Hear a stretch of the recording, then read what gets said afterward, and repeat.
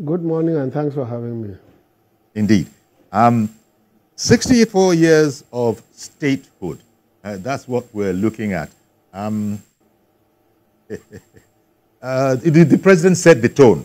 The president set the tone yesterday, even though there was celebration. But it's sort of on a low key because we have many challenges that we're working at. But still, you know, people ask about that matter about the glass. Is it half full or half empty? I guess really the way to look at it, taking the president's speech in its entirety, is that the glass is actually half full. Would that be your considered opinion as well? Well, anybody who has been part of the Nigerian story will gladly say that Nigeria, to a large extent, has stabilized sufficiently to be able to kickstart its build-up to nationhood. As far as I'm concerned, the president said that, and he meant it, and those who have followed us should know that Nigeria has made tremendous progress against the backdrop of the kind of debilitating things that have happened to us. Barely 4 or 5 years after independence, we ran into a 3-year civil war, came out of it into an oil boom, and had the best years running for us until we truncated it with impatience, with a lot of military interregnum in which there was disruptive progress until we were able to stabilize and start stabilizing from 1999, 25 years now. And 25 years of that stability after the years of locust occasioned by the presence of the military, which had different agenda and different modus operandi, you can clearly say that interpreting Nigerian history, we can say that we have made progress, democratically speaking, economically speaking.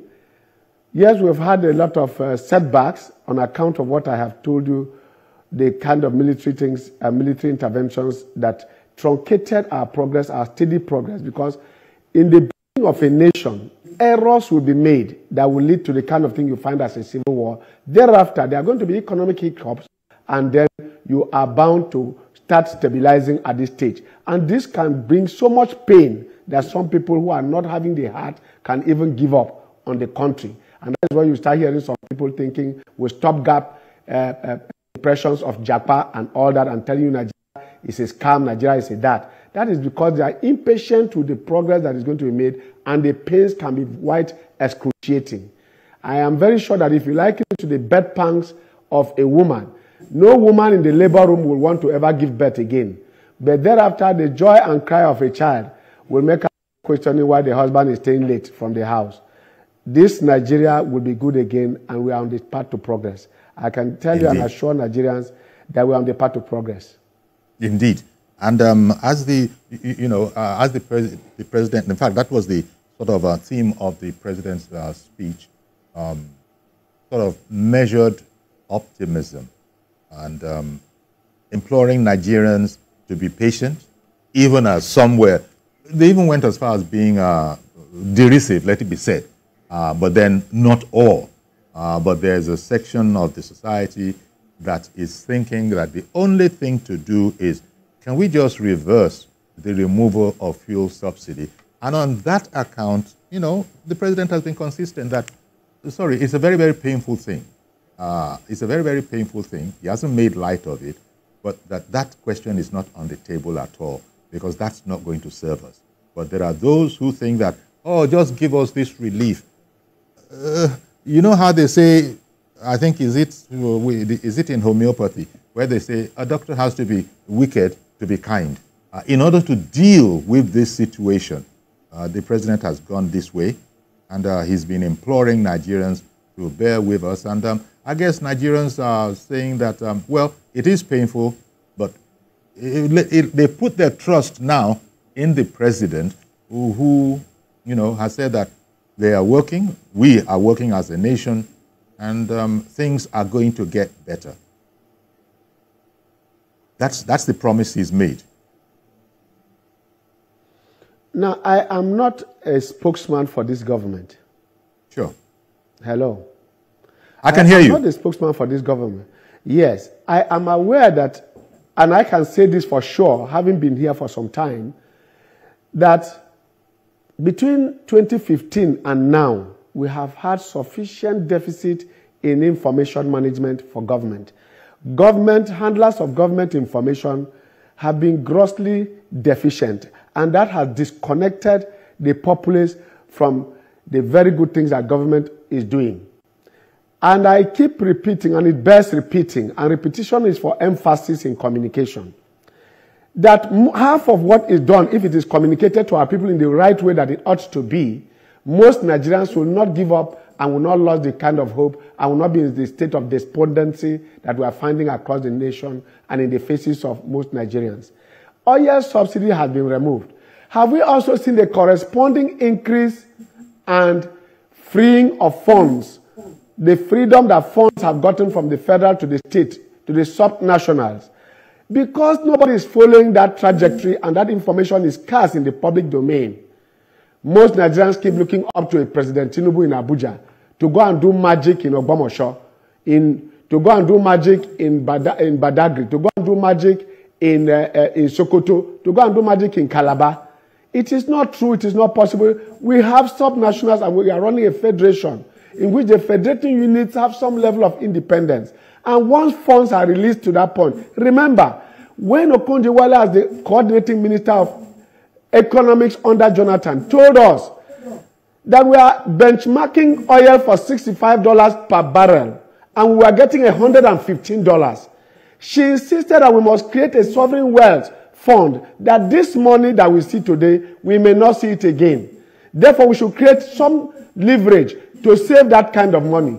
Governors in the 36 states went to court to insist that Section 62 of the Nigerian Constitution must be obeyed, that all revenues accruing to the federation account should be shared to the federating states. And that was carried out, and in obedience to that court order, Jonathan and his team agreed and they shared the money. Today, shortly after 2015, we had oil selling for less than $20. At a point, nobody was buying Nigerian oil. We were floating oil in the seas and begging people to come and buy.